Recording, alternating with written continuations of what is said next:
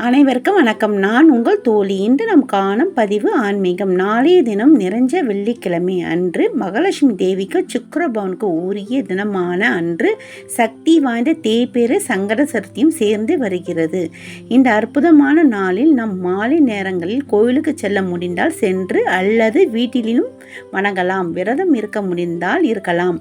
இன்று நமக்கு எது எல்லாம் வேண்டாமோ அது எல்லாம் நம் கடவுளிடம் வேண்டிக் கொண்டால் நிச்சயமாக நடக்கும். நமக்கு இருக்க கடன்கள், நோய்கள், கஷ்டங்கள், கவலைகள், துன்பம் எல்லாம் தீர வேண்டும் என்று நாம் விநாயகர் பெருமானிடம் வணங்க வேண்டும்.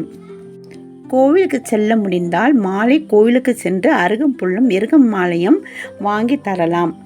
கொண்ட கடலை சுண்டல் செய்து நெய்வேத்தியமாக செய்து அனைவருக்கும் தரலாம்.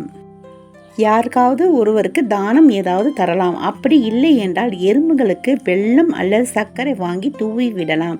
இதனால் நம் கர்ம வினைகள் எல்லாம் தீர்ந்துவிடும். நம் எவ்வளவு பரிகாரம் செய்தாலும் எந்த பலனும் கிடைக்கவில்லை என்று நினைப்பவர்களுக்கு நம் தீராத பிரச்சனைகள் அனைத்தும் தீர்த்து நம் வாழ்க்கையில் உள்ள கஷ்டங்கள், மனவேதனை, பண பிரச்சனை யாவும் தீர்ந்துவிடும்.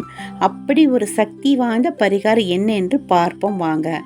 நாளை மாலையில் பூஜை அறையில் தீபம் ஏற்றி ஒரு தாம்பலத்தில் கற்பூரவள்ளி இலையை எடுத்து 5 எண்ணிக்கையில் பரப்பி வைத்து ஒரு அகல் விளக்கில் மஞ்சள் குங்குமம் வைத்து தேங்காய் எண்ணெய் விட்டு பஞ்சுத்திரி போட்டு பச்சை கற்பூரம் கொஞ்சம் போட்டு விளக்கு ஏற்றி வைங்க.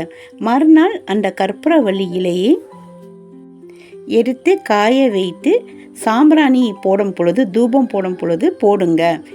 இந்த விளக்கை நீங்கள் ஏற்றுவதால் உங்கள் கஷ்டம் எல்லாம் தீர்ந்து என்றுமே சந்தோஷம் மட்டும் நிலைத்து இருக்கும். அருள் புரிவார் நம் கணபதி பெருமான். நீங்கள் கண்டிப்பாக செய்து பலன் அடையுங்கள். நன்றி.